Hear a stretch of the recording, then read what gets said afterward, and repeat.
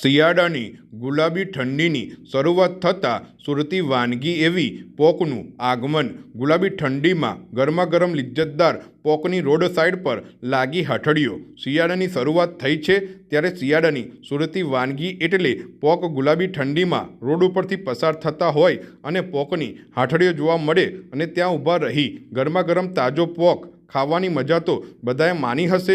વરસાદને લઈ 15.20 દિવસ ચાલુ વર્ષે પોકની સિઝન લેટ થઈ છે। હવે હોનીની શરૂઆત થઈ રહી છે ત્યારે કરજણ હાઈવે તેમજ નગરના પ્રવેશ રોડ સાઈડ પોકની હાથડીઓની શરૂઆત થઈ છે। પોકની સાથે સાંભળીને મોંમાં પાણી આવી જાય એવી લિજ્જતદાર લીંબુ મરીની સેવ સાથે હાથડીઓ ઉપર તાજો ગરમાગરમ પોક મળી રહ્યો છે ત્યારે પોકના શોખીનો પોક લેતા નજરે પડી રહ્યા છે। વરસાદને લઈ 2 વખત ઓનીના પાકને નુકસાન થયું હતું। હાલમાં ઓનીની અછત પણ હોય જેને લઈ પોકમાં વરસાદની કડવાશ દેખાઈ રહી છે। હાલમાં 1000 રૂપિયા કિલો પોક મળી રહ્યો છે કે જે ગત વર્ષે 600 થી 700 રૂપિયે કિલો મળતો હતો। રેટ કેમ પડ્યો પોક?